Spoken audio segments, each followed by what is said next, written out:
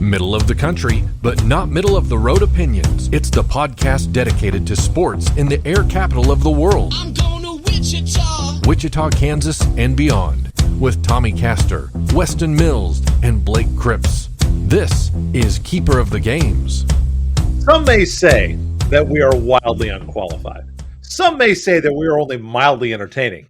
I say we are exactly where we need to be, talking shocker dominance on the softball diamond, except for Wednesday. And with that, we welcome you into the Keeper of the Games podcast, still hoping one day to be the mildly unqualified and wildly entertaining sports podcast, focusing on sports in and around and of interest to Wichita, Kansas. This is episode number 63 of the Cog Pod.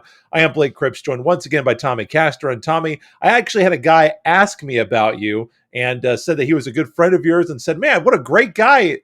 Tommy, how did you know him? He's such a great guy. I said Tommy's a little bit pretentious, but, I guess he's all right.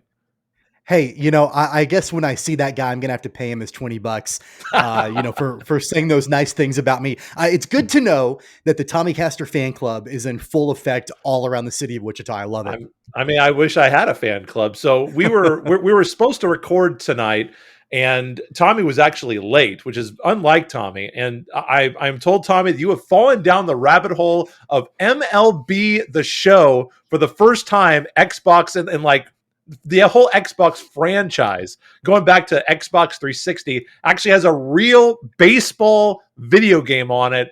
Are you playing the Royals, and how is that going? I'm not playing the Royals. I started a franchise for my all-time favorite team, which is the Atlanta Braves. I started a franchise for them. But I am in absolute video game heaven right now because I think I told you off air, the last baseball video game that I played, I believe, was MLB 2K13, and that was on Xbox 360 was was released there. I found myself downloading RBI Baseball in previous years that was absolute garbage. Just a terrible, terrible baseball game. And I'm not joking you. So the game was released on Tuesday.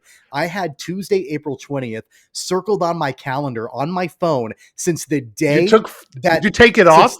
I didn't take the day off, but I've had it circled on my calendar since the day they announced that game was going to be released for Xbox. So I'm so excited. I'm having a lot of fun, although I'm really bad and I have no idea what I'm doing. It will come back. I started playing like some 2D Mega Man games, and it was amazing because we're kind of nerds on this. We'll get to sports in a second. Just sit there and shut up. Hang on. While we nerd out. But I started playing some Mega Man games. It was staggering to me, like how bad I was at 2D games now. Like I'm just terrible now. Anyway, we're normally joined by Weston Mills. Very serious conversation. Weston is actually under investigation, being held in Leavenworth by the SEC for manipulation of Dogecoin and the crash this week. We are hoping that the advertising revenue that we bring in from this episode, we can help to use for bailout money. We know his wife's really upset. So, if you can like, share, and subscribe at cogsports.com, facebook.com/keeper of the games. You know what's going to happen is his mother-in-law or something is going to be listening to this and think that's true and make a phone call frantically. So disclaimer, none of what Blake said is actually legitimate. I mean, all I can say is he's not here and Dogecoin did crash this week. So, I mean, you make your own determination. Now, he actually did fall ill on Wednesday afternoon. So he'll be back next week. But, I mean, if you do want to support him in case he does need bailout money, you can follow us on all these social media platforms at CogPod on Twitter. The best place, of course, to get the podcast every week is cogpod.podomatic.com. Of course, we have the videos now on YouTube and the audio pretty much anywhere. If you don't want to go to Podomatic, if you've got those automatic subscriptions, we're on iHeartRadio, Spotify, Google, Apple, and probably a lot more other fruits that I can't mention here. So follow, like, subscribe, share the videos. Really appreciate the support. Coming up on the show today, the Royals stay in first. College basketball recruiting is now like the NBA offseason. But we'll begin today with Wichita State Softball, who lost their 13-game program record winning streak due to time on Sunday, they continue to dominate. Now, it's a little bit of a weird situation, Tommy, because the Shockers actually did go up to play Kansas today, just before we recorded this, and they did fall at Arocha Ballpark to the Jayhawks 5-2. It was the first loss that Wichita State had suffered since East Carolina all the way back on March 27th, as Bailey Lang got a little touch today. So, boy, it would have been great to come in here and talk about how they had won 13-14 with unbeaten in 14 straight or 15 straight, but a little bit of a setback, but obviously not a conference game. They've got a very good South Florida team coming into Wilkins Stadium. Shockers are the number 23 team in the country. Obviously, for the Shockers to go down, they beat number 23 Central Florida in the first three games, 7-0, 3-0, and 5-2, and then it was tied scoreless through 11. We had this happen with Wichita State baseball a few years back, where they had the drop-dead rule because of time constraints, needing to get on a plane. I'm sure for softball, baseball, these non-money sports, they're not flying charter airplanes. They have to make their flight to get back. I'm sure the ladies probably had some homework that they had to do, so it's very understandable, but very unfortunate that it was unable to be completed. Still, even despite the loss to the Jayhawks today, Tommy, a lot to be excited about for Shocker fans, as they will get a second consecutive series as the number one or number two team in the conference playing the number one or the number two team in the conference, as South Florida is now second in the AAC standing. So another big one. And, Tommy, with a series win, they could clinch the American Athletic Conference regular season championship. Yeah, I definitely think that series win, over the weekend against Central Florida was a statement victory as far as the series is concerned for Wichita State. You know, that they were the team that just crept into the top 25 rankings. You know, UCF was 23. You'd have to think going into that series, at least UCF was probably favored at least to split the series, if not take, 3 or 4 games or maybe even sweep the Shockers. But Wichita State, they were able to go in and win the first 3 games. And, despite that loss against Kansas on Wednesday, I do have to think that that's a little bit of an anomaly for the Shockers right now.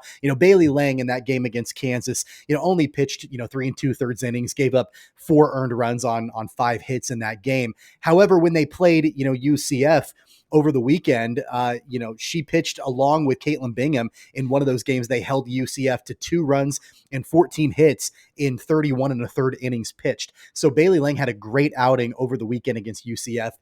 You have to wonder if maybe there's a little bit of a fatigue going on. We're kind of in that grind right now, as we get towards the second half of the American Conference season.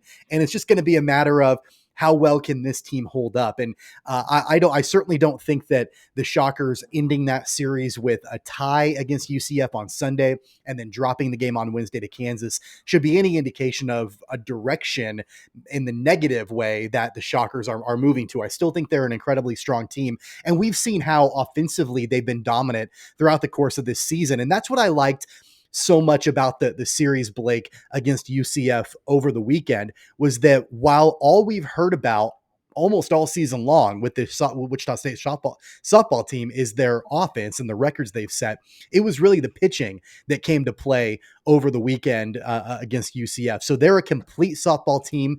I still like the direction that they're heading. They've got a lot to play for over the next couple of weeks or so, like you mentioned, as far as a chance to still clinch the conference championship. So I like where they're at. And, notwithstanding that loss on Wednesday against Kansas, I really like where the softball team is going.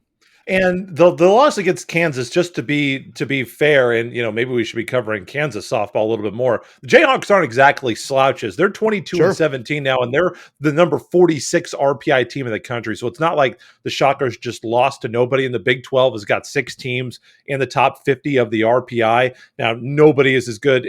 It's incredible if you look at the RPI. Kentucky's like the 8th best team in the SEC, and they're 21st in the RPI. Just SEC has 4 teams in the top 6, but so they're loaded. But Wichita State still has a win over Oklahoma State, the number 9 team in the RPI. They're going to play the number 7 team in the RPI, Oklahoma, coming up. Bailey Lang was the American Athletic Conference Pitcher of the Week based on her performance last week. So Yeah, absolutely dominant. This is the best hitting team. They're the best pitching team in the American. They're the second best fielding team by .0011 points coming into the Jayhawk game. They're the best team in the league, the number 23 team in the country, and they are doing something exceptionally special this year. And Caitlin Bingham, you bring her up, by the way, in that last game, she went 10 1/3 innings. She pitched the whole game and gave up nada, scattered 8 hits with a walk, and obviously couldn't finish it due to the drop dead rule. But Bailey Lang has been utterly impressive. We've talked about Neely Harris so many times. They have got so many weapons up and down the lineup. Those matches, by the way, are 5 o'clock on Friday. Now, Friday, weather-wise, is looking pretty soggy, so you're probably going to want to stay tuned to GoShockers.com for schedule updates because it's looking, quite frankly, Saturday and Sunday are looking so good. I'm going to be stunned if they play that game on Friday. But as it stands right now, 5 o'clock on Friday, then 2 o'clock Saturday, one game on Sunday at noon at Wilkins Stadium. That place ought to be packed because Shocker Softball is doing things that they have never done right now. They're at 32-6-1. 32 wins was about what you could expect from Shocker Softball in a normal season, Tommy. They're 32 wins right now. They still got 2 series left. Yeah, well, and here's the thing I just want to mention about Bailey Lang very quickly is, she got roughed up a little bit in this game against Kansas on Wednesday. However, her record is 16-3. She's won half of the games for Wichita State. She's lost half of the games for Wichita State. So she clearly, I know you mentioned that she was the American Athletic Player of the Week. Pitcher of the week. Pitcher of the week. Well-deserved for sure. Yes. From Bailey Lang. And she's proven to be a pretty solid two-way player in her time at Wichita State. So yeah, there are a couple of big series that are remaining left for this softball team for Wichita State. And you mentioned what this series will look like against USF over the course of the weekend. It's pretty important considering that, what they've got, I think a 3-game lead in the standings right now over South Florida. They've extended that lead to 3 games. South Florida is 20-11 right now. They're 9-2 in conference play. So this is an important stretch of games for Wichita State. They have shown that they can absolutely show up. They've done it all season long, but especially against conference opponents. Yes. They've won 3 straight series in a row, has this Shocker softball squad. So, 14-1-1 in conference play. We knew that they were a team to keep an eye on in non-conference, but what they've been able to do so far in American play has been outstanding. And so I'm excited to see what they can do over the course of the weekend. They're still riding a hot streak. I mean, even with a tie and a loss, they've won 13 of their last 15 games. Yes. So completely riding a hot streak right now. So like I said before, I like where this team is at. I like the fact that, they've got that opportunity to not only score a lot of runs, but also back it up with pretty solid pitching. Addison Barnard is somebody that we've not talked about a lot on this program. We probably should be mentioning her a lot more because she has Blake turned into an absolute superstar in her freshman year at Wichita State. She added another home run to her single season record that she's got going on right now. It was a 2-run shot in the game on Saturday against UCF. So when you've got hitting like that, when you've got solid pitching from the likes of Bailey Lang and Caitlin Bingham, really the only way to go, I feel like, for this softball team is up. Yeah, absolutely. And the Shockers just didn't give themselves a chance at the plate today. Fell behind 5-0, only scored 2 runs, had a couple of errors as well, and it just didn't do a great job of getting people on base. You mentioned the standings. The Shockers 5 games free in the win column. Okay. 14-1-1, USF second place 9-2, and then they've got the rivals Tulsa to end the season, their last American Athletic Conference series of the season, and they've got some games after that. So, question for you: so UCF, they're ranked 23rd in the country. They were ranked 23rd. Okay, I don't know what they're because of that series drop. Where are they at? I'm not looking at the standings right now. Where are they at in the American? So they dropped all the way to 4th in the standings. Oh, wow. Okay. So USF is 9-2, and then you've got Tulsa at 8-3, and then Central Florida based on those losses. So they went into the weekend 9-2, and they are 9-3, and they ended up 9-6-1. So obviously That was a what would they call a bloodbath situation for the Knights in that game. Yeah, they're tied for 25th right now with James Madison, 22-1 on the years, believe it or not, Tommy. So clearly the goal for Wichita State going into this weekend at home against USF is to do to them what they did to UCF the weekend before on the road. Because at this point, USF is in second place, just like UCF was the weekend before. So having an opportunity to get them out of the way, if they can continue to get space between them and the three teams that are following them, I'm not going to try to be premature here, but the Shockers could be rolling to an American Conference title. It's on their bat. I mean, they've got two series left. You're playing second place and you're playing third place, and you just beat the brains out of the first place team. So, there's 8 games left in the conference schedule, and there are 5 games clear in the win column. Now, I'm not an expert. This happens in the NFL every once in a while where you get that tie and the tie breaking and the standings. It's just weird to figure out. Is that a half game? Is it a full game back? How does that work? I'm not even going to try to do that. But at the end of the day, if the Shockers take care of business against South Florida, they could sew it up even before the Tulsa game. Certainly at least sew up a share. And then, probably if they beat the Hurricane just even once, then they will have clinched the regular season softball championship in the American Athletic Conference. They've got another non-conference game coming up on April 27th. That's a 6 p.m. game. That will be on the Plus. So next up this weekend, South Florida, non-conference against the Cowgirls. That'll be in Wichita on Tuesday next week. Then Tulsa on the weekend of May 1st. So May Day down in Tulsa, Oklahoma. And they'll wrap up the season with the Sooners, currently the number 7 team in the RPI and in the top 5 in the country, I believe, in the latest rankings. They are actually, beg your pardon to Sooner fans who might be listening, they're the number 1 team in the country at an undisputed all 32 votes in the USA Today and FCA coaches poll at 33-0. So not an easy stretch of schedule coming up here for the Shockers at all, really, since Kansas City. I mean, you've number 23, Kansas in the top 50 of the RPI, second place team in the AAC. They're 66th in the RPI. Oklahoma State, third place team, number 1 Oklahoma. This is going to be, we're going to find out some character about this team here in this next 2-week stretch. Yeah, and that's ultimately, I think that's the way that they would like to have it, right? Because you're getting this team battle tested for the postseason. You're getting them battle tested for the conference tournament. You're getting them battle tested for what comes after that. And I think that taking a look at the success that this Wichita State softball team has had throughout the course of the season, you'd have to think expectations are getting higher by the day, right? I'm sure that, I guarantee you that this team knew that they had talent. They knew that they were going to be good, but obviously winning and success breeds momentum. It breeds confidence. And so the fact that they're going through a tough stretch of games right now and they're coming out of it pretty successfully, and I think all signs are pointing to the fact that will continue over the next couple of series. And then even playing the number 1 team in the country, regardless of the outcome, I think can only serve to help this Shocker softball squad in the conference tournament. And then nationally, we'll see what they can do from there. So while it was a very good weekend for Shocker softball, it was not such a good weekend for Shocker baseball, and we'll mention them here quickly as we transition into the other Shocker Diamond sport. 3 losses, Tommy. They got swept by Tulane on the road, 6-3, 3-2, and 8-7.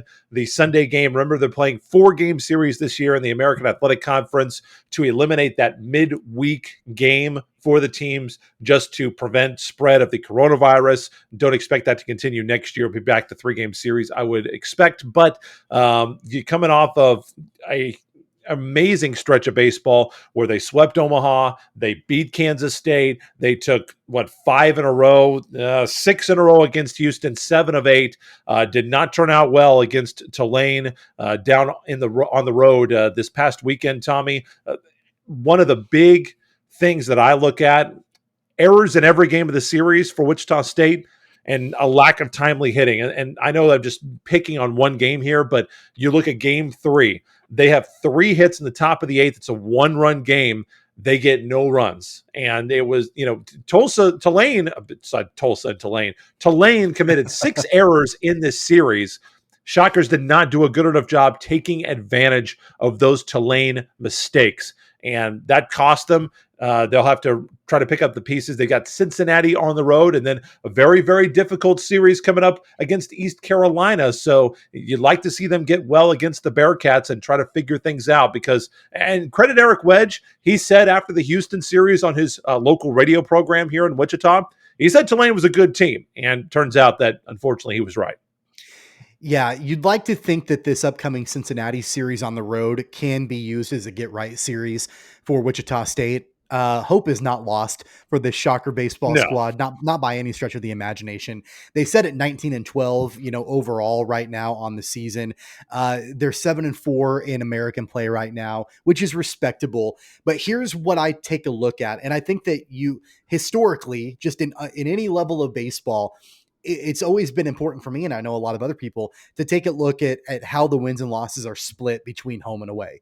And, the teams that play well at home, a lot of times you expect them to play well at home, right? They're in front of their friendly fans and the friendly confines of their stadium, and it's comfortable.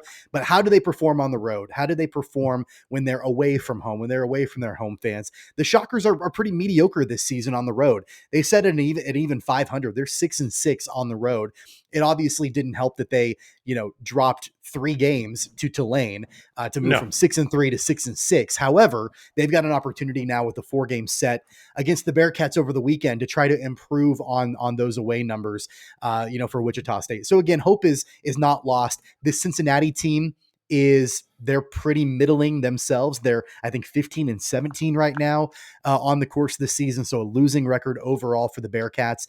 Not really any key victories for Cincinnati so far on the season.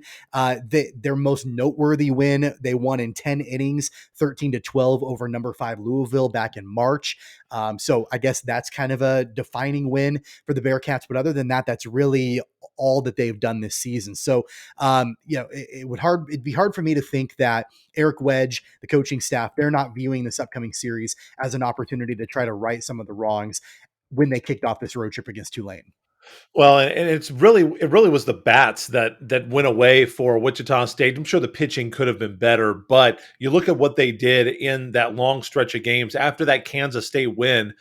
Swept Omaha, double-digit hits, at least 10 hits in every game. Ended up going for 37 hits in that series. The series win at Houston was not quite as convincing, but then they came back and had at least 12 hits in every game against Houston and didn't manage more than 9 in any game against Tulsa. So back down to single-digit hits in the last 3 games. Only had 4 RBIs in the first 2 games combined. So just not able to get anything going. And they really struck out a lot in this series, Tommy. They went for 25 strikeouts in the first 2 games, 31 in the series. You look at the Houston series, they didn't strike out more than 7 times in any of those games. So 2 of the 3 games against Tulane, double-digit strikeouts. So you got to give the Wave a little bit of credit here in terms of their pitching to cool down, which had been some really hot Shocker bats. Yeah, that final game of the series against Tulane, the Shockers had their opportunities. It was a back and forth game for sure. Tulane was up 8-6 going into the 9th inning. And, the Shockers, they threatened. They had the go-ahead run at first base. They had the game tying run at second base. And then Corporal Kornblum hit into a double play to end the game. So, it wasn't as though the Shockers were completely blown out by Tulane because they weren't. And the inning before that, I mentioned this too, Tommy, Shockers had 3 hits in that inning, didn't score, had a man thrown out at third base in that inning too. So, maybe, I'm not going to say that it was a base running mistake or, anything like that. Maybe sometimes the outfielder just makes a good play, but when you're in a close game like that, you don't want to be getting guys thrown out at third base. Sure. It was one of those series for Wichita State where you look at all 3 games and each one of them, there was a different element of the game that struggled for Wichita State. So I don't think you can point all at one thing saying, well, it was definitely the bats all weekend long, or it was definitely the pitching all weekend long, or the, whatever, the errors. There was something in every game that was a little bit different. The bullpen struggled, I believe, on Saturday's game, but they pitched pretty well in relief on Friday's game. Preston Staley started the game in game 1 for the Shockers, and he struggled to start the game. The bullpen pitched pretty well after that, but they did struggle the next day. So, in one game, in the early game, the first game of the series, the bats were pretty solid. silent. I think the Shockers were 7 of 33 at the plate on that, Friday game. But then come Sunday, they had an opportunity to win the game, and the bats were, a little bit better in that game. So it was just one of those series where, I don't think that there's anything in particular that should be alarming right now for Wichita State baseball fans that you can point at and say that needs to be remedied before anything else happens. It just was one of those series where one reason or another in every game of the weekend, it just didn't go the Shockers' way. All of the series at Cincinnati will be on the Plus. Of course, it's also going to be on radio down here in Wichita 97.5 with Mike Kennedy. On the Friday game is scheduled for noon, doubleheader Friday. So they're going to get the 2 out of the way at Cincinnati, then single game Saturday at 3, and then the 10 a.m. start on Sunday. I hate that 10 a.m. like playing so early on Sunday. I know they got to get back and stuff, but my gosh, can't they get back just a little later, starting a ball game at 10 o'clock? You're not going to have any kind of a crowd. I don't like that. I don't think it's a good atmosphere for the guys to play in. Maybe they have a great Sunday morning crowd at Cincinnati. Maybe nobody goes to church in Cincinnati. I don't know. Maybe they all go and watch the Bearcats play, but that doesn't feel like it's a very good time to go and play a baseball game. It's the first church of baseball, I think, is what you could call it. No, what I do like about the upcoming schedule for Wichita State is that they were on the road last weekend. They'll be on the road this weekend. They will return home on Sunday evening after that series against Cincinnati wraps up. They don't play again, until Friday. Obviously, we know that that's kind of the way that the schedule is, set up this year due to COVID. But I do like the fact that they get those days off to rest, to practice, to kind of get back, get less fatigued, if you will, over the course of the week before they play East Carolina a week from Friday and that series back at home. Moving on, staying on the diamond, however, the Royals are still in first, and it's going to be time for another edition of Do the Royals Suck? And as of today, April 22nd, that answer is still no. We don't know how the game yesterday has turned out yet. They don't suck. That's not a hot take at all. Tampa Bay currently in the lead in the game that's going on as we're recording this, 5-3 in that one. Tampa Bay, let's just say that the Royals got off to about as bad of a start as they could have, with Tampa Bay getting 4 runs in the first inning. Jacob Junis has steadied the ship, though. He's still in for the Royals as we speak. He's gone 5 innings, so credit to him because he was terrible in the first, but he has definitely leveled out. Tampa Bay just scored at the top of the 5th. We are in the bottom of the 5th right now. The Royals are 9-7 on the year. And looking since we left you last, of course, that was after the series win over the Angels, 2-1. They popped the Blue Jays 3-1. Now trying to salvage this game against the Tampa Bay Rays after a close loss on Monday. And then the Royals pitching was just absent on Tuesday as the Rays torched them for 14 runs. And boy, Tommy, we have to say again, what do we make of Mr. Brad Keller? Because coming off of his last start, absolutely tremendous, looked like an all-star. This week, he looked like, it basically looked like I was pitching out there. I basically could have done what Brad Keller did because he was terrible. Not only that, but a favor to the podcast, I think. And I'm sure that Weston's sad that he's not here to defend his boy. Greg Holland had a pretty rough outing last time out. So game 3 happening right now as we record this. But speaking from the pitching, very mixed signals from the Royals here, Tommy, as the Royals did throw fairly well in some of those in the first Tampa Bay Ray game. A very bad start today by Junis, but he's picked it up. And Keller, awful again for Kansas City, coming off of his best start of the year.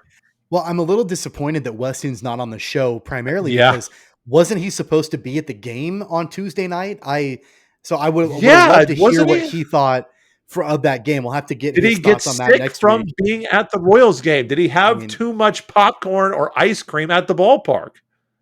I mean, it was like 35 degrees outside. So that's true. That wouldn't surprise me if maybe he came down with a cold after that. I don't know. I'm not speculating. I'm not a doctor. But he does look a little soft, doesn't he?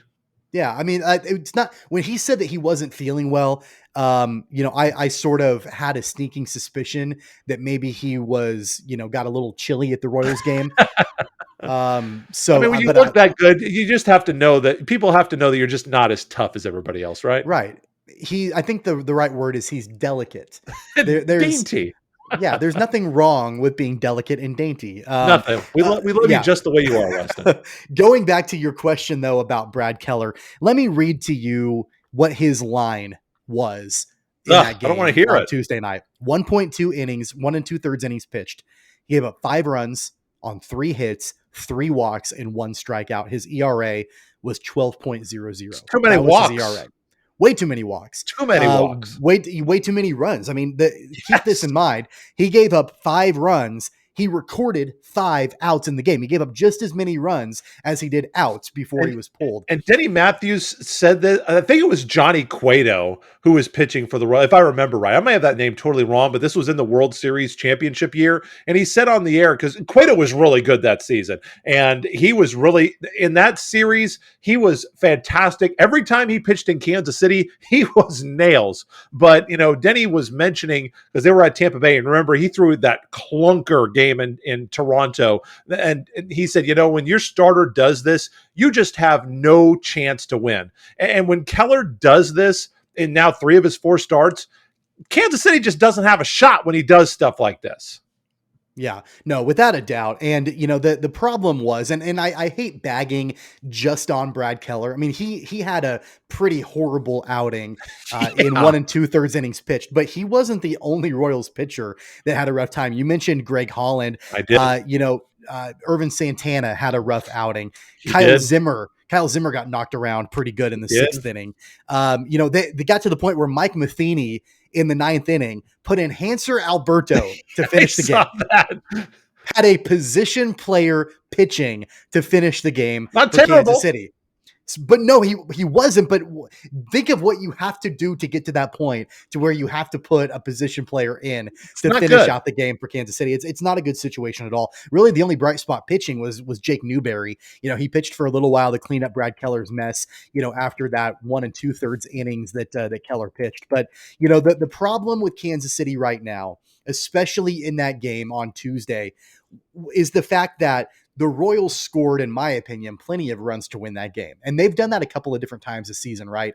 They've put up enough runs offensively that should be able to get the job done. And it wasn't. And there were a couple of different scenarios, a couple of different times in that game on Tuesday night against Tampa Bay where the Royals closed the deficit. They got back into the game. I mean, it looked like when Keller was rocked that, okay, well, there's the ball game, it's not going to go well for Kansas City. They got back in the game. They made it 5-4 by the time the 3rd inning rolled around. And then, all of a sudden Irvin Santana came in, gave up a couple of more runs, but then Kansas City came back once again from another deficit. So it wasn't until the end of that game when things really got out of hand. But that's concerning to me when you look at the offense for Kansas City and what they've been able to do hitting the baseball. Should be plenty of run support to allow the Royals pitching to lock down a victory, and that just really hasn't been the case. No, not at all. And looking at our game cast right now for Kansas City, by the way, and I do this because I wanted to mention one of the Royals who has not been very good, but has been okay today, and wanted to see what his line is. Jorge Soler and Hunter Dozier have still been kind of no-shows for Kansas City this year. But I did want to mention, just as we record this, Jorge Soler is 2 for 2, does have an RBI. Hunter Dozier is 1 for 2, has 2 RBIs. So those 2 guys have combined to drive in 3 of the Royals' runs. So maybe at the end of this game, we have a different conversation. But so far, Soler and Dozier have been big-time disappointments. Salvador Perez has really cooled off. He's hitting .214 over his last 6 games, but he does have 3 home runs. So he's still got pop in the bat. And, let me reiterate again how I challenged, and not that Danny Duffy listens to this podcast or really even cares what I think. He doesn't listen to it? No. Why would he listen to a guy who forgot where his razor is? But he's putting up some freaking numbers right now. Yeah. Danny Duffy is the most, I never thought that I would say this, but he is the Royals' best pitcher. He's their most consistent pitcher. And if I need to get 3 outs in a game, if I need a starter to win me a game, I'm going to Danny Duffy right now. And I never thought that I would say that. And not only that, but I kind of have to mention Carlos Santana right now. Didn't like that signing. Last 7 games, hitting .391. That's pretty good. Now he's 0 for 2 today, but still coming to life over the last week's worth of games. Carlos Santana and Danny Duffy. Now, Benintendi is still under the Mendoza line, so I wasn't totally wrong on those acquisitions, but give Santana and Danny Duffy some credit here. They have really come to play. I'm blown. I think that I always believed, Tommy, that Danny had this in him. I always knew. You see the stuff. You see how good he is, and then all of a sudden he gets to the 6th inning. Maybe he walks a guy, a couple of cheap ground balls, and then boom, you see a ball hit 500 feet, and you're like, what the hell happened? As he was cruising along with a perfect game through 5 innings, and then all of a sudden in the 6th, he gives up 7 runs. You're like, how does that happen? Danny Duffy's not doing that. He is putting up numbers. He is stretching starts. He's getting into the 6th inning, getting into the 7th inning. I don't know. I knew that he had it within him. I'm not sure I believed he would put it together quite like this, but he really is. And Carlos Santana is kind of making me look like an idiot if he keeps hitting like this, for the rest of April and into May. Didn't have a good start to the season, but has really turned things around. Yeah, it's a small sample size for Danny Duffy so Absolutely. far. It's early, but yet I think starts though. Sure, I think there is cause for optimism. Yes. Danny Duffy has pitched 18 innings this season over 3 starts. He has 19 strikeouts in those 18 innings. He's got an ERA at 0.50 right Filthy. now. Filthy. 2 wins, but all 3 of his starts were quality starts. And so, I think you've got to be absolutely thrilled to have Danny Duffy anchor that rotation. And I think that you'll be able to see a couple of these younger guys start to settle down for Kansas City. Brady Singer has not had a terrible start to the season right now for Kansas City. He's been all right. We've seen for those of you just watching, this is Weston's guys. So we got to bring him up because I know Weston would want to talk about if he was here, but you're right. He's been okay. He's been okay. Hasn't been amazing. Obviously I agree with you when you say that Danny Duffy has been, the anchor of the rotation. I mean, That's easy to see. But I think that the rest of the rotation you'd like to think will come around. I am concerned about Brad Keller. However, he was, I know it's hard to just constantly think about what happened in the past, but he was pretty dominant in 2020. He was throwing hard. He had good stuff. He was getting guys out in 2020. And a lot of the season, he was the Royals' best pitcher on the staff in 2020. So, you would like to think that he'll be able to get it figured out and get things turned around. But 3 of his 4 starts this year have been absolutely dreadful. And so that's a concern for sure. So thank goodness that Kansas City has Danny Duffy. Mike Minor was one of their free agent pickups during the offseason. He's not had a great start. In fact, he was the starting pitcher on Wednesday night, the game going on right now as we're recording the game against the Rays, and the Royals are down right now. What are they in the 6th inning? I think is what I saw last. Yes. Bottom of the 6th, 5-3. And by the way, to double back around to Jorge Soler and Hunter Dozier, their RBIs all came on home runs in this game. So, credit to them. And another guy, I don't remember if it was you or Weston, but Stallman came in relief of Junis, and he's gotten an inning of scoreless relief with 2 strikeouts and 1 walk. So he's come on, and Junis is kind of an interesting case too, Tommy, because he ends up giving up 5 earned runs in 5 innings today. But if you throw out that first inning, I know you can't, but if you throw out that first inning, he was pretty good today. Yeah, he was. It was a rough start for Junis. Terrible for sure. start. But you would like to think that offensively, the Royals can come back from that deficit. We've seen them do that in this series particularly. So it's just a matter, can the bullpen hold it? Can they allow the Royals offense to get the runs that they need to get back into the game, and then have the bullpen hold the lead, late in the game. And that really wasn't what we saw on Tuesday. The Royals are, this is kind of shocking to me, right? Is that not only are the Royals trying to avoid the sweep against Toronto, they're trying to avoid Tampa Bay. Tampa Bay. They're trying to avoid losing a series, which they're going to lose the series anyway, but it'll be the first series that they'll have lost all season long. They have won every other series that they've played over the course of the season, including Toronto, the one that they just wrapped up. The other thing that's really interesting is, the Royals just have not played well against Tampa Bay over the last couple of seasons. Since 2017, they're 3-9 at home against Tampa Bay. And obviously we're talking about it, the team that reached the World Series last year, right? They've been pretty good. They're a quality baseball team for Yes. sure. And they have been for the last couple of seasons. You know, you don't often think of the Rays in the AL East, but they have been solid for the last several seasons. And so the fact that they're, 3-9, the Royals are 3-9 against Tampa Bay at home since 2017. They just have not played the Rays very well as of late inside the K. And so they're trying to avoid the sweep. They're going to lose the series. But, as it stands right now, going back to the original question that you had when we first started this topic, do the Royals suck? Well, they're currently still in first place in the American League Central. Notwithstanding the competition in the American League Central, they've been able to get series wins. That's been the name of the game for Kansas City. It's avoiding sweeps. It's winning 2 out of 3, 3 out of 4, getting the series wins and moving on. So that's really what Kansas City has been able to do. It's been their bread and butter. And so I would say resoundingly, no, the Royals don't suck. They have some holes in their pitching, which we've talked about at length over the last several weeks, that they need to get shored up.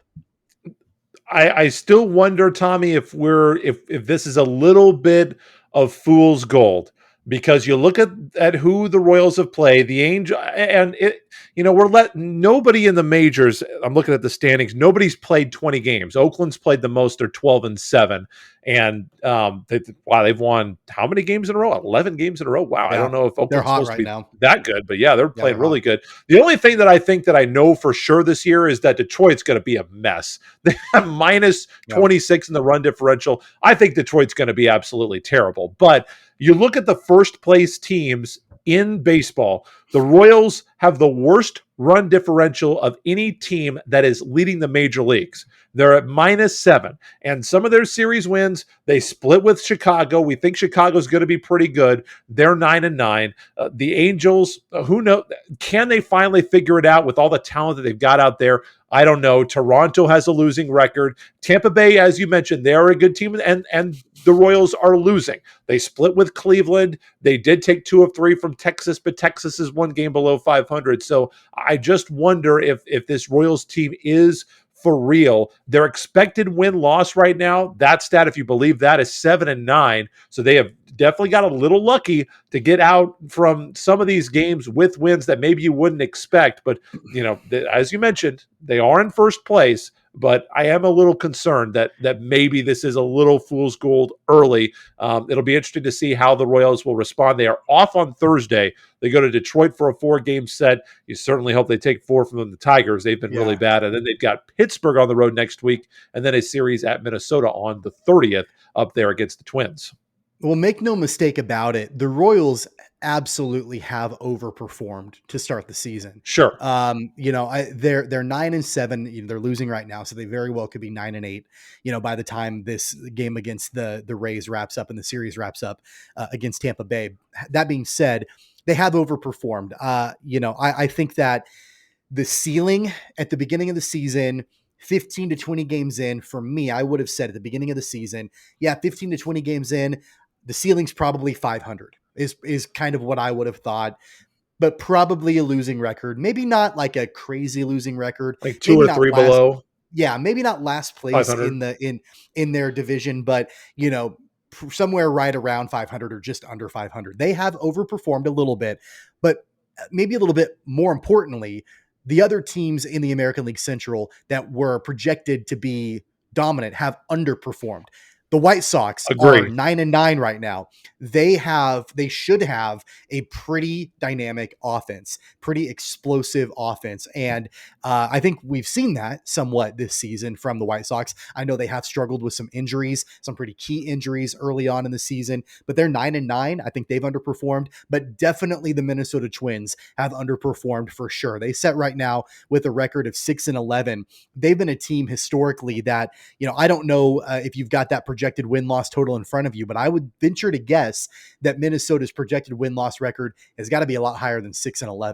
I would, So their expected win-loss is 8-9, and the strength of schedule is also really interesting to look at. The White Sox are 9-9, and they have played only teams that have at least a 500 winning percentage. Meanwhile, Minnesota 6-11, their expected win-loss is 8-9 this year. They are 4-10 against teams that are at least 500. So Minnesota, out of their 17 games, they have played 14 against teams that are at least 500. Meanwhile, Kansas City has only played 9 of their 16 games against teams that have winning records. And Kansas City in those games, Tommy, only 4-5. So again, that's the reason that I would have concern that, the White Sox have been okay against the really good teams. Their schedule is going to soften up. And now the Royals are not going to get a really tough schedule here soon because they're playing Detroit. Detroit's bad. Pittsburgh is okay. And then it'll be very interesting to see how that Minnesota Kansas City series turns out, because like you said,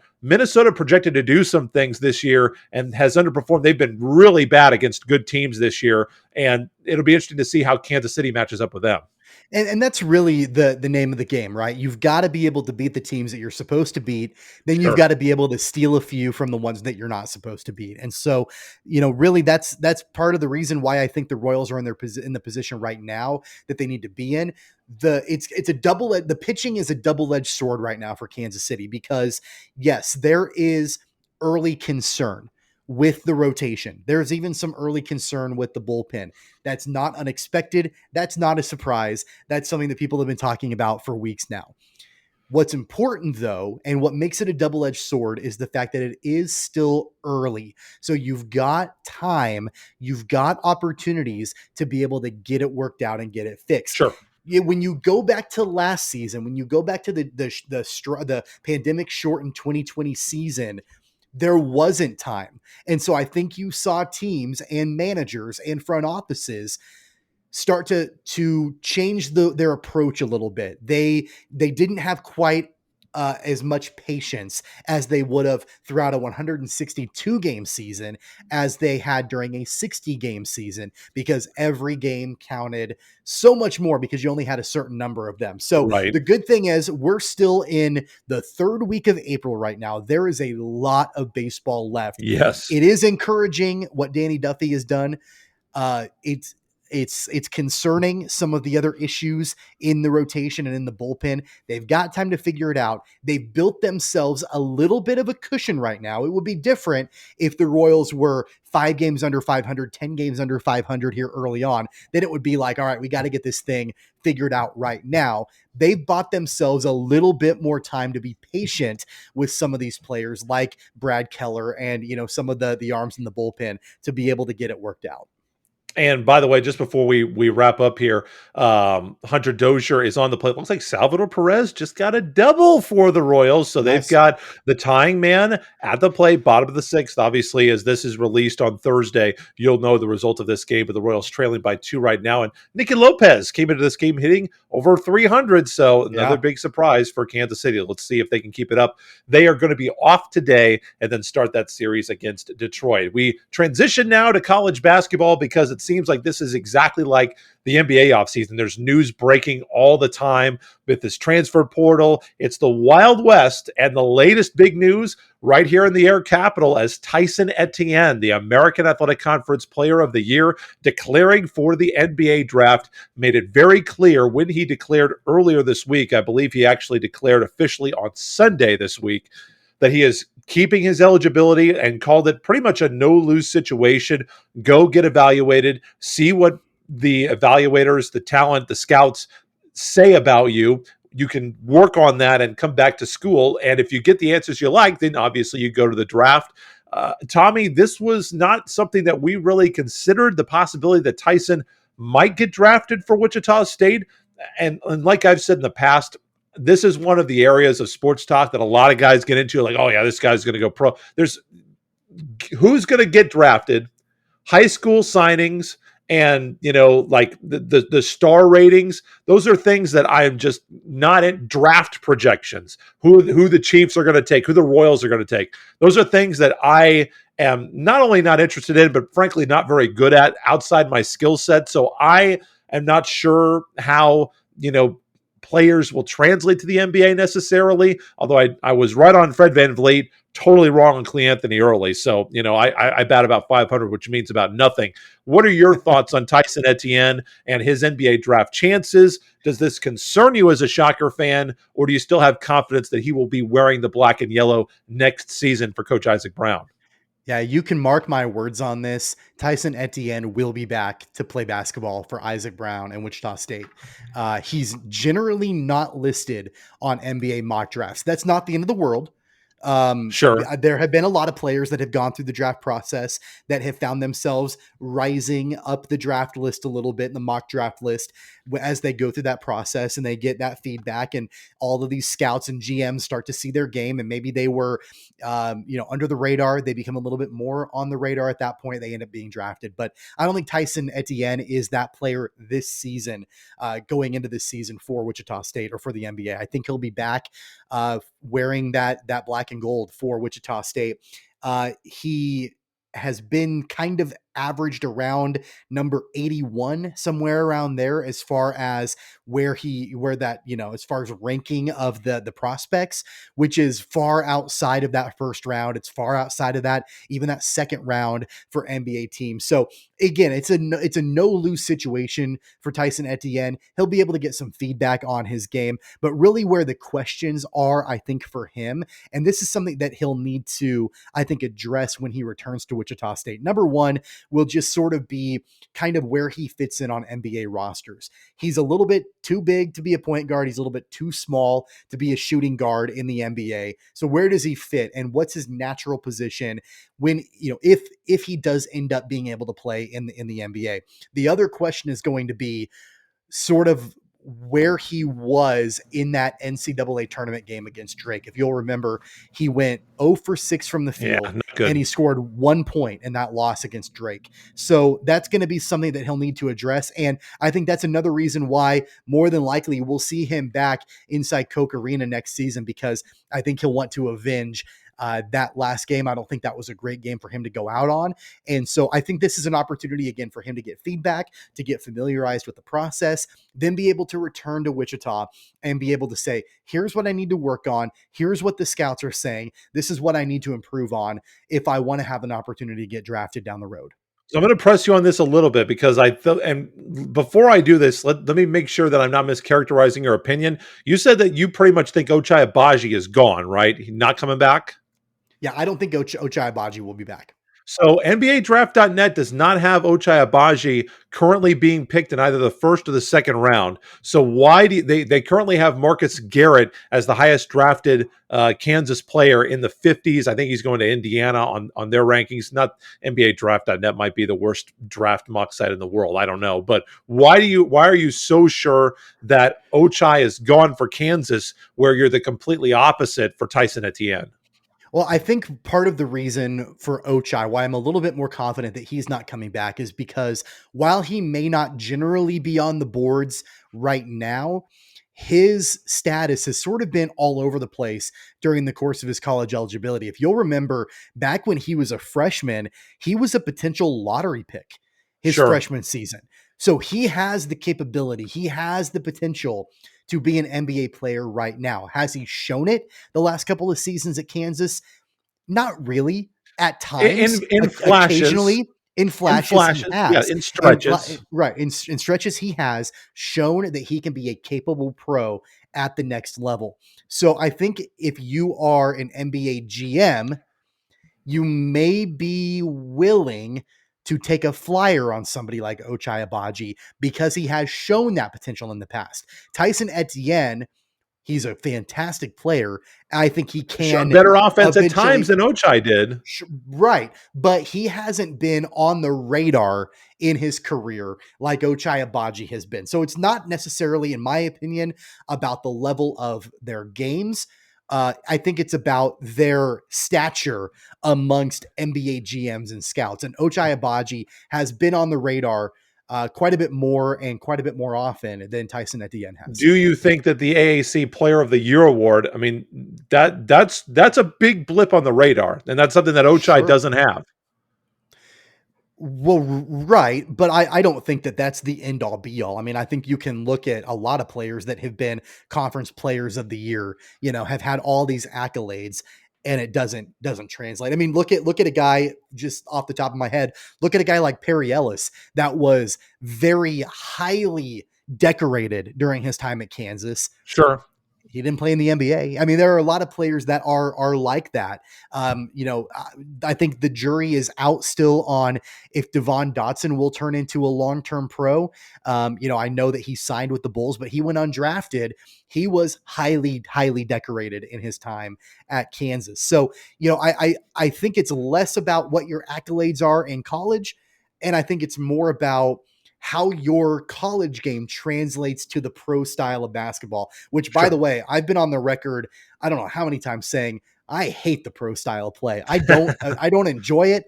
It's kind of sad for me because I watch these players that I come to love in college, and then I literally never watch them play another basketball game again because I cannot stand the NBA. But that's neither here nor there. But no, I do think that Ochai is a more likely flyer pick in the NBA draft than somebody like Tyson Etienne. Other big news for Wichita State, Joe Pleasant transferring to Wichita State from Abilene Christian. Now, this broke actually while we were recording last week's episode. This is about a week old news, but he's from Overland Park. He made 2 free throws. I'm sure you guys saw it if you watched the NCAA tournament, that huge 14-3 upset as Abilene Christian maybe cost Shaka Smart his job, or I don't know, pushed him out to Marquette. That whole situation is still weird how you'd leave Texas for Marquette. Like, are you insane? But the Shockers getting a presence with 57 starts under his belt. He averaged about 11 points per game last year and shot, not a volume 3-point shooter, but did hit 46% of his threes, 6 rebounds a game. It was an all Southland Conference performance from Blue Valley Northwest. So he played in a staple program of 6A high school basketball in Kansas. And at Abilene Christian, by the way, they were 71-23 in his career there. They won a Southland Conference tournament, 2 NCAA tournament appearances in 2019, 2021. I think Pleasant can come in with his size. He has proven that he can do it against a very good Power 5 team, a Power 6 team like Texas. I think he can come in and help Wichita State immediately. I think he could be this is a little bit of a bold statement. You can get your hot take horn ready if you want. I'm ready. I think he could be a newcomer of the year in the American Athletic Conference. Maybe. I don't know if that's hot take or not. I just feel like his game will translate well. I think that he could pose significant matchup problems in the AAC. I think this guy could be a really, really big pickup for Wichita State. Yeah, I like his game, and I like his size. I like his stature. Especially with Trey Wade announcing that he's not returning to Wichita State. I think Wichita State needs him. Yeah, I think that opens the door for a guy like Joe Pleasant, because you look at the fact that the Shockers are, they're pretty strong in guard play. Especially if Tyson Etienne returns, and they've got a pretty strong body in the post in Morris Udeze. What they're missing is somebody like Joe Pleasant, somebody that can stretch the floor a little bit. He's 6'8". He's a forward. He's built like a linebacker. If you take a look at him, rebound. He can rebound. He can, he's going to be that guy that's going to be able to get in and do the dirty work. I know that's really cliche, and I hate it when people say that, but it really is true with a guy like Joe Pleasant. And so, I'm excited for that pickup. He is a Kansas native. He's from Overland Park. He played at Blue Valley Northwest. They won the 6A state championship when he was a junior and a senior inside Coke Arena. So he's familiar with that arena for sure. He was also the 2017-2018 Class 6A Player of the Year. So I think this is a great pickup for the Shockers. Like you mentioned, he averaged 10.5 points a game, 5.5 rebounds a game.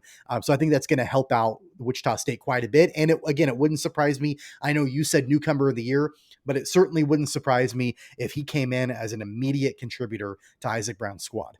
Moving on to Kansas State. The Kansas State Wildcats picking up their own 6'8" forward coming from Wake Forest, Ismail Masad, and I may have that name completely butchered. Really interesting prospect. 8 points, 3 rebounds a game for the Deacons last year, but at times showed that he could be a huge scorer. 31 points. He dropped 8 3-pointers in a win against Pittsburgh and shot 36% from the 3-point line, but he only shot 35% from the 2-point from inside the arc, Tommy. So this is a guy that wants to play on the wing, has a lot of size. I think the question for him will be what kinds of players can he guard? If he has the foot speed to keep with some of these smaller guards, having a 6'8" guy on you could be a really difficult matchup problem, especially, like you guys said, if David McCormick, this does not sound like the kind of guy that a David McCormick would want to try to guard. And so if he can stretch the floor a little bit, 36% from the 3-point line, interesting to see how Kansas State will work him into their lineup next year. Yeah, you got to give credit where credit is due. In a landscape now where there are so many players that are transferring in and out of programs, it makes the coaching staff's job that much more difficult to be able to put the pieces of the puzzle together for your team from year in to year out. And that's something that Bruce Weber and his squad, they're attempting to do right now. They've landed a couple of other transfers. You look at Mark Smith, who was the guard out of Missouri that ended up choosing Kansas State. I'm sure that he's going to be enemy number one for KU fans, considering that he was as he should Missouri. be. He was at Missouri and then now at Kansas State. So you're doubly hated, I guess, at that point. Yes. But hats off to Bruce Weber and his coaching staff. They've had to go in with the players that have transferred out of the program, go in and try to rebuild their squad. And, again, it's clear that Weber has the vote of confidence from Gene Taylor. He's not going anywhere in Manhattan right now. And so it's going to be up to him and his coaching staff to be able to field a more competitive team this season than what we saw not only last season, but even the season before. And Kansas State also announcing this week that they are headed to the T-Mobile Center in November. They will be in the Hall of Fame Classic with other participants, including Arkansas, Cincy, and not sure if you've heard of this school, Tommy, Illinois is going to be there as well. Coach Weber has said that he is going to request that they not play Illinois in the first round, but that would be interesting to have Coach Weber coaching against the Illini. I wonder why he doesn't want it to be in the first round. I'm not sure. I get that he coached there, but I don't understand. I think it's like Roy Williams. He always said he's never scheduling Kansas once he left. But if you're going to play in an early season tournament, you're agreeing to play potentially any of those teams that are in that tournament field, right? So if you don't want to play a team, don't play in the tournament. Don't enter the tournament and then say, I'm not going to play that team. So I believe that Kansas State was actually the first team that they inked for this. Obviously, if you're at the T-Mobile Center, you probably want to get KU, Kansas State, or Wichita State, or Illinois, Missouri, one of those local teams that's going to travel really well. Maybe even an Iowa State, because is it because of that, or is it because of the fact that there's a pretty good likelihood that Illinois would absolutely wipe the floor with I don't know. There's also the situation. I think many Kansas State fans would like to see their coach maybe wearing the Kansas State colors, Brad Underwood, former Kansas State.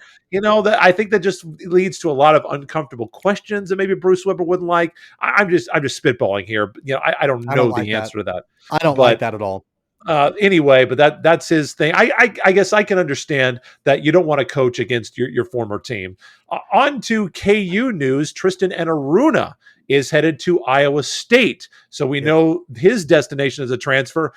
I always thought that this was a little cheesy, Tommy. Like, I know that it's open transfers, but I guess the previous school has no rights now. Like, KU can't even say, okay, you can go anywhere except for somewhere in the Big 12. Like, why does he have to end up at Iowa State? All the best to him. God bless him. But I always thought that was a little cheesy. I feel like even if you want to open up transfers, I think that there is a reasonable expectation that if you recruit a guy to your school, that he doesn't end up at somebody else in the conference, to finish out his career. If he bounces back on maybe the second transfer, fine, whatever. But at least on the first transfer, I don't think it's unreasonable for a school to say, hey, I guess more power to Bill Self. If he says, hey, go to Iowa State, that's fine, whatever. I guess he told Tristan that if he goes off in the first half, he's just going to foul him to death in the second half because he actually called Bill Self to say, hey, I'm going to Iowa State. So good on Tristan for doing that. But, I realize that we want to give players more power, but I don't think they have to get all the power. You know what I mean? Well, and I don't necessarily think that it's really that this particular situation is all that big of a deal. Generally speaking, I agree with you about a player going and playing for another team inside. Doesn't it feel a little like, I get it. I get it. Yeah, But this particular specific situation doesn't really bother me all that much. Iowa State is in a bad place right now. And they are. Tristan Enaruna got to the point with KU where he was like the eighth man off the bench, if that, for Bill Self, especially late in the season. Will he be able to be a little bit more of an impact player for the Cyclones? Potentially. Wouldn't surprise me if he maybe broke into the starting lineup at some point for Iowa State. But we're not talking about a guy, in my opinion, that has the potential to really do a lot of damage, especially against Kansas. I just don't really see that happening. But generally speaking, I do appreciate your sentiment, and I do agree with that. What I'm more concerned about, and this isn't even a transfer within the conference, but it's the fact that the Groves brothers are now playing at Oklahoma, and the fact that they were absolutely incredible in the NCAA game against Kansas in the opening round when they played for Eastern Oh yeah. Washington. And now they'll be Oklahoma Sooners under new head coach Porter Moser down there. So that's awesome. We'll get a chance to see those twins twice a year, if not more, inside Ugh. conference play. So not really a fan of that. I'm more concerned No. about those transfers than I am about Tristan Enaruna going to Iowa State. So a couple other quick news and notes. KU has signed high school player Bobby Pettiford Jr., a prep guard out of South Granville High School in North Carolina, 20 points per game, 6 assists per game, 5 rebounds a game, school scoring leader, 1,900 career points. And also, this is a Kansas State football signing, actually, a cornerback from Friendswood, Texas, Colby McAllister. No stars from Rivals or 24/7 Sports. He's a class of 22 guy, offer from Alabama State, also being recruited by Colorado and Army. Tommy, I'll let you have the floor on both of those. You know, I don't care about high school signings. Let me know when they show up on campus and actually do something for a living. But I also understand that you have some KU basketball breaking news. And I don't know what this is because I've actually been paying attention to the show. Apparently you have, at least somebody in your ear. If we could get that producer in my ear as well, that would be great. We got the production value a little bit, but what's this? But so you've got those signings.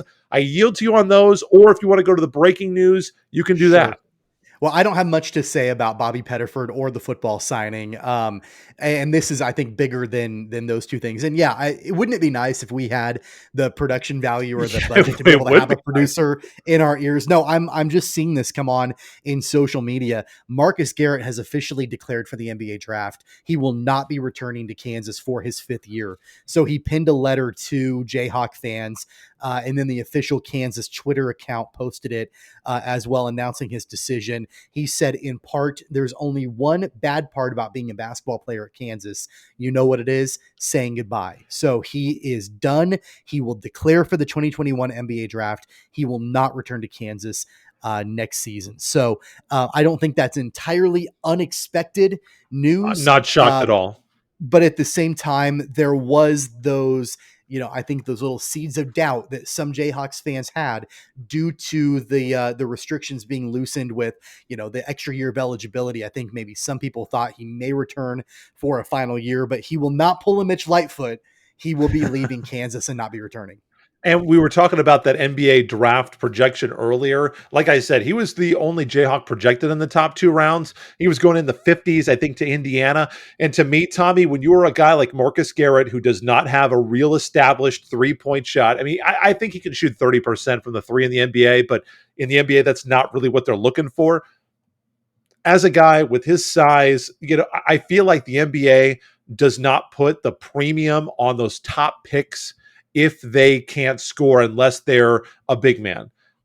So it feels like being picked in the late 2nd round. And like I said, I'm an idiot when it comes to drafting. Don't believe a word that I say, but it feels like this is about the ceiling. Like if he gets picked in the 40s, 50s, or 60s, I think if you're Marcus Garrett, that's about all you can expect. I don't think you can expect to go in the 1st round. So if the scouts are telling you you're going to be in the 40s or 50s or 60s, you got to go, right? Sure, but I can't envision a world, and I know they're completely different drafts. I just can't envision a world where Marcus Garrett gets drafted and Devon Dotson doesn't the year prior. That's just hard for me to swallow. I know that Devon Dotson size was the considered difference. I think he was considered undersized. Devon Dotson was, but you just look at offensively the deficiencies that Marcus Garrett has. Don't get me wrong. We all know how absolutely elite Marcus Garrett is defending the basketball. That, I think, will be the hallmark of his career at Kansas. That'll be the thing that Very good fans will passer. look back on. He's a great passer, but it's going to be his defense that people I are agree. going to remember. They're going to look back and say, remember Marcus Garrett? Oh yeah, what an elite defender he was. He was the, defensive player of the year, things like that. But he does unfortunately have deficiencies offensively. He has improved his offensive play from year to year, going from 7.3 points a game back in the 2018-19 season to 9.2 points per game, 19 to 20, and then up to 11 points per game this past season for KU. So he has improved it, but at the same time, he just is not consistently an offensive player that I think other teams' defenses have to constantly watch and worry about every possession. And ultimately, go ahead. I was going to say, I think he needs to have a big time guy with him, because last year he had Dotson, and even this year he's got the ability to get to the rim off the dribble. And I think for an undersized guard in the NBA, he will be a tough guard. I think he can still score that way, but it's hard for him to create his own shot. He was kind of forced to at times this year because Kansas, they had David McCormick, but he wasn't the transformative player that, as Abuki or Devon Dotson or, these other big time players have been. Nick Collison, Kirk Heinrich, Frank Mason, Devontae Graham. Yeah. Yes. And here's Andrew what I Wiggins. think. And here's what I think. He clearly is the kind of player that he can be an incredibly effective Robin to somebody else's Batman, right? Sure. He's going to be that guy that the other team's defense, they put all their effort on that playmaker, that one guy. So, if he can find his way onto an NBA team, which I'm not super optimistic that's going to happen for him long term, but if it does, if he finds his way onto an NBA squad, if he can join a team where there's a playmaker that commands all the attention, and that leaves Garrett to be able to be off ball and not be defended that way, then I think he could put up some respectable numbers offensively. But really, a team is going to draft him and they're going to play him pretty much solely based on his defense. He is Absolutely. a great passer, but it's going to be solely based on his defense. They're not going to put him out there to be a point guard. They're not going to have him out there to pass the ball around. They're going to put him in there to get defensive stops, especially late in the game. So there is some value for Marcus Garrett, I think, at the next level. I'll be interested to see exactly what that looks like for him, but I do wish him all the best. My question for you before we move on is, you look at some of these transformative KU basketball players over the years, especially recently with Azubuike and Dotson and Mason and Graham, Perry Ellis, Andrew Wiggins, some of those guys. Where does Marcus Garrett rank for you? I mean, he's never really been a flashy player. He's been a hardworking player. He's been elite defensively. Do you rank him up there with some of the all-time KU greats? I would not. And maybe I should. I would not. To me, I just don't think he brought enough to the table offensively consistently enough to be up there, because Frank Mason III, you have to remember, he was a damn good defender too. It's not like he just was offense and just hit threes. He played good defense, as did Devon Dotson, Devontae Graham, Kirk Heinrich, these other guys. They all, Nick Collison, they played good defense too. So I feel like you have to have the offense and the defense. I always like to have complete players as my all-time guys.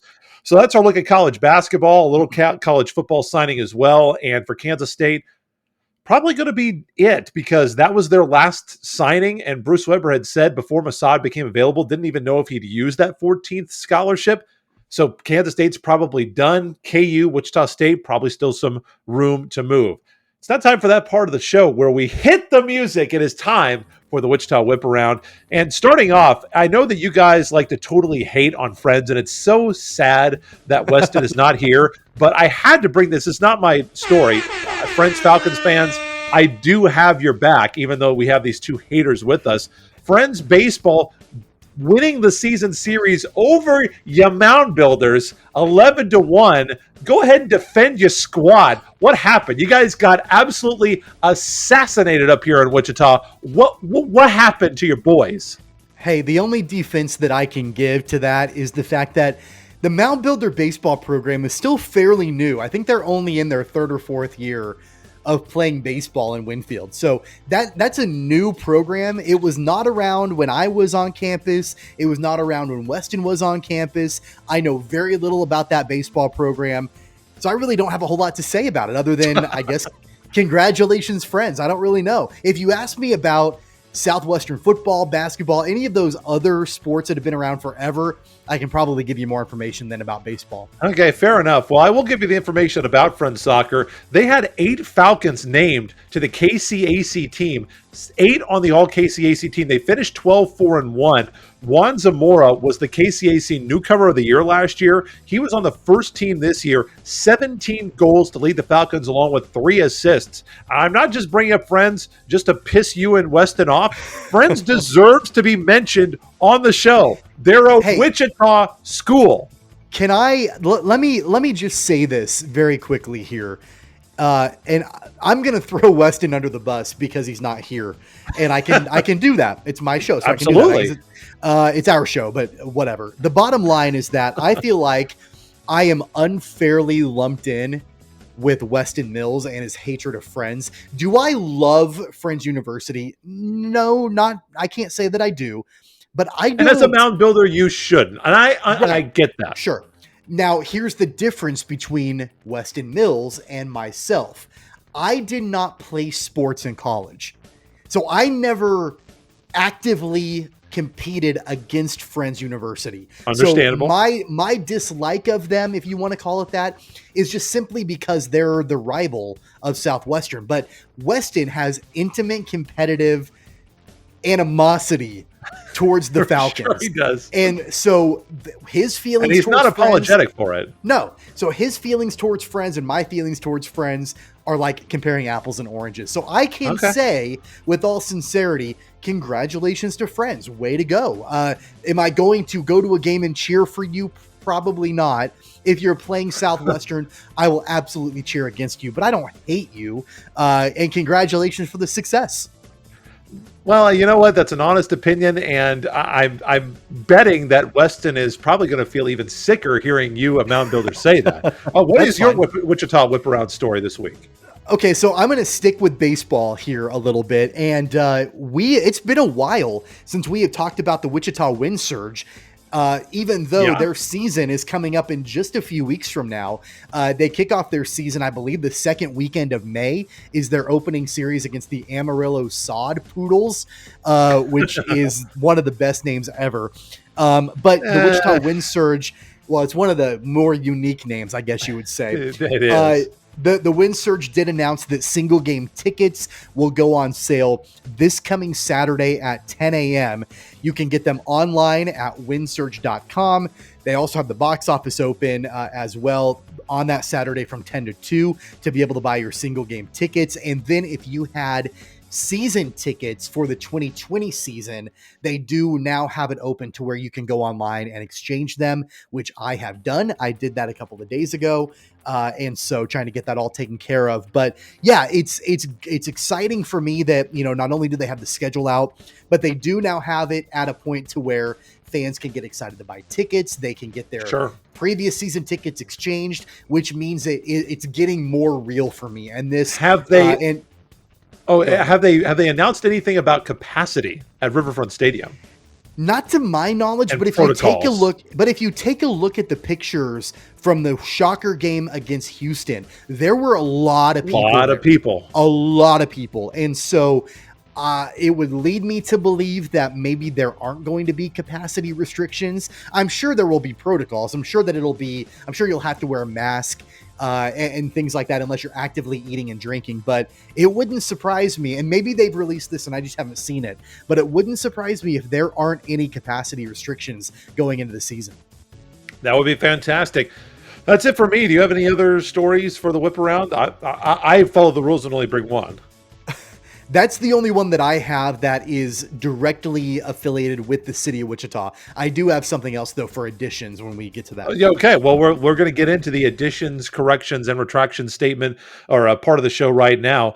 So additions for me, I did want to shout out a little bit, not quite Wichita Whiparound worthy, but Wichita West baseball, the Pioneers started 11-0. Congratulations to them. Yeah. Also, Andover High School softball down in your neck of the woods, Tommy, 10-0 start to the year for the Trojans. So congratulations to them as well. Some local diamond sports doing very good things in the City League and outside the City League. Also, another addition that I want to make, KU football in its search for a head coach. The athletic director, Travis Goff, announcing that there will be a national search.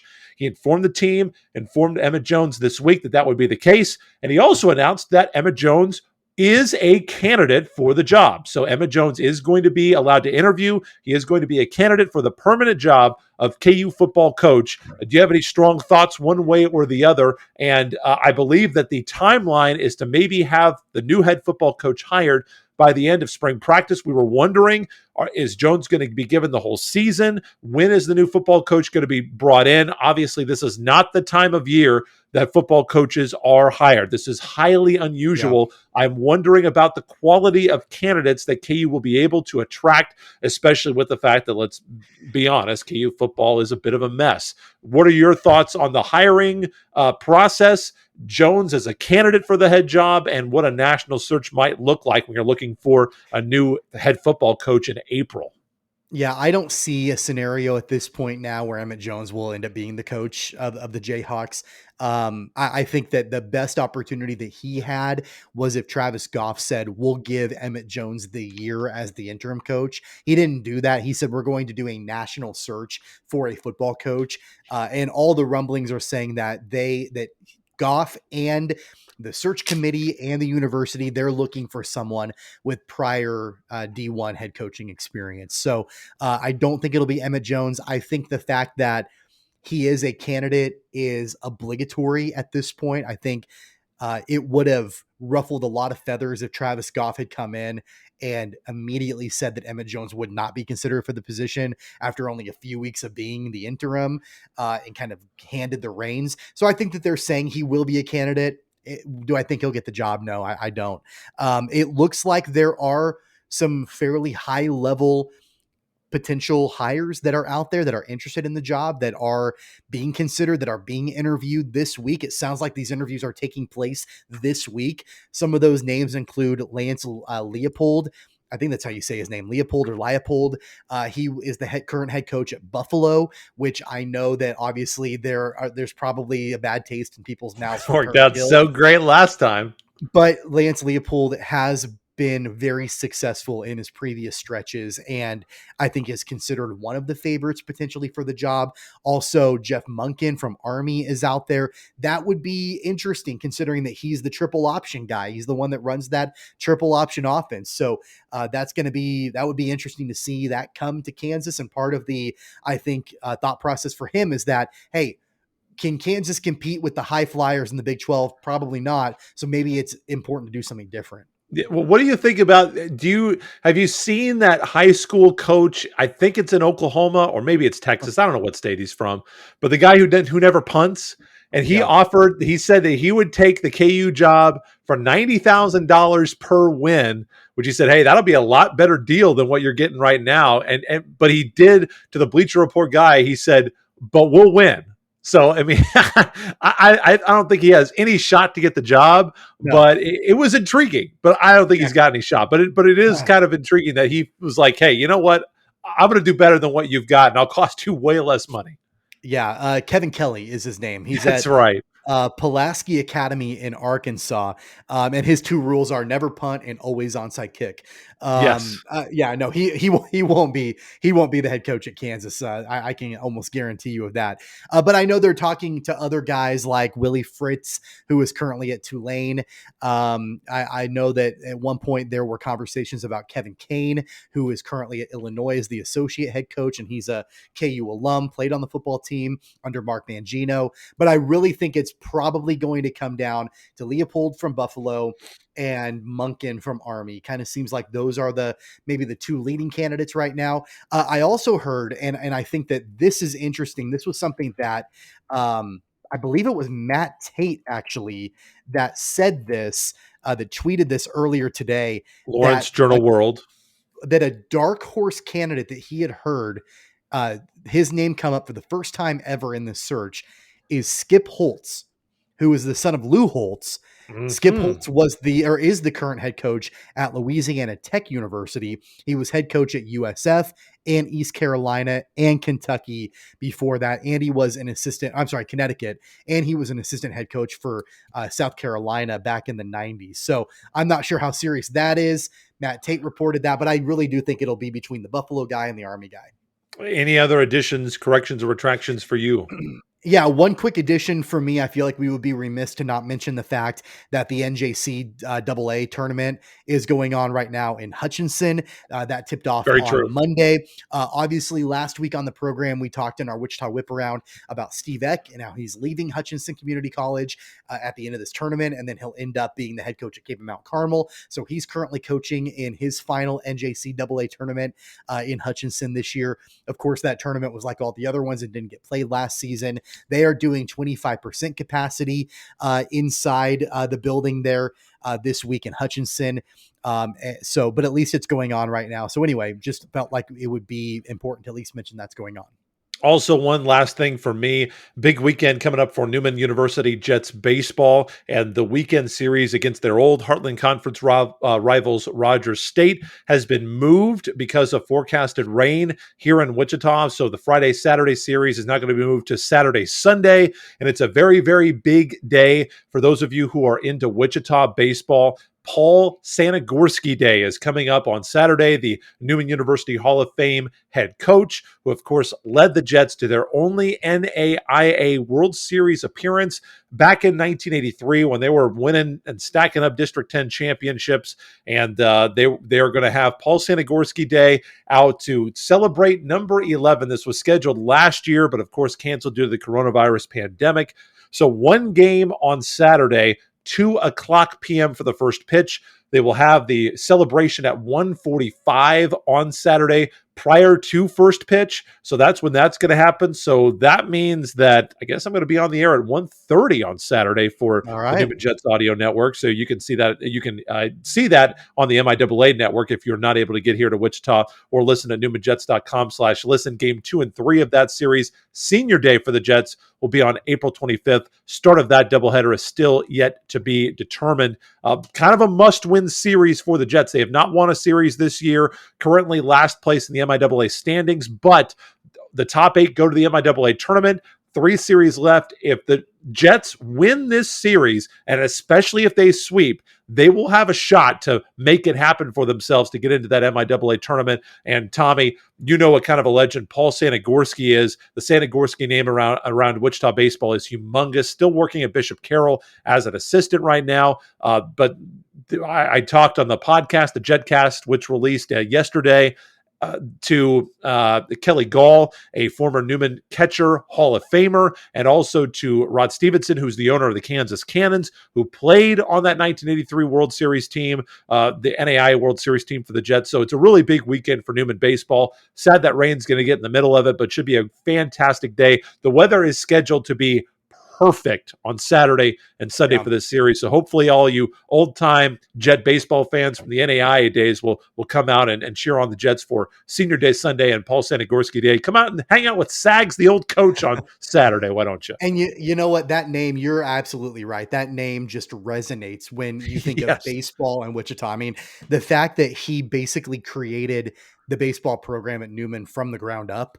Yes, he did. I mean, all the way back when the name of the school was Kansas Newman College. Yes. And he built it from the ground up, and then, did a whole bunch of other things while he was at Newman, coached golf, was the athletic director for a while, assistant basketball coach. But really the fact that, he moved on from Newman and was able to spend a lot of years in professional baseball, I think is awesome.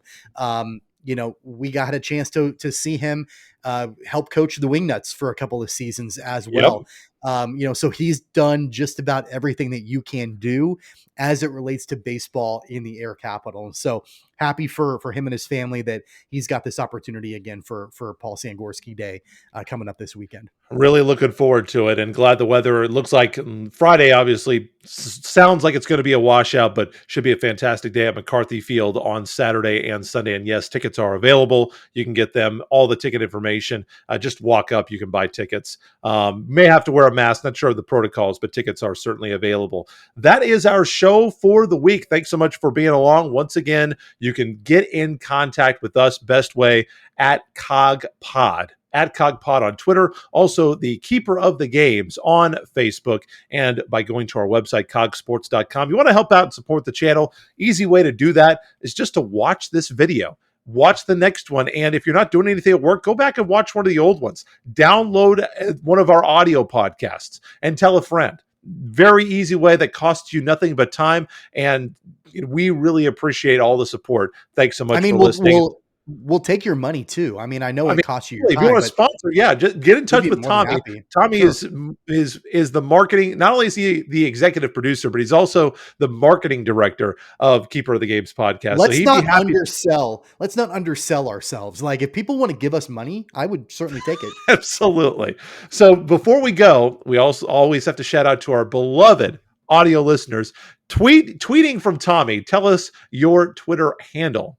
Well, it's not that. I mean, you were close. No, it's at Tweets from Tommy. So you can follow me there on Twitter anytime. And I am at BE Cripps, BECRIPPS on Twitter. And Weston like a follow too. So you can follow him. Weston will be back next week. Next week on the show, probably more Royals baseball. Big series coming up for Wichita State Softball. We will check on that. And will the carousel finally stop turning for college basketball? I don't know the answer to that. I guess we're going to find out next week on the program, and so we will see you then. For Tommy Castor, I am Blake Cripps. This has been Keeper of the Games. Take care, guys. You've been listening to Keeper of the Games with Tommy Castor, Weston Mills, and Blake Cripps. Don't forget to subscribe, download, and listen on all major podcast platforms like Apple Podcasts, Google Podcasts, Spotify, Stitcher, iHeartRadio, and more. Visit our website at cogsports.com. Find the podcast and videos on Facebook and YouTube at Keeper of the Games. And follow the podcast on Twitter and Instagram at CogPod. That's KOG Pod.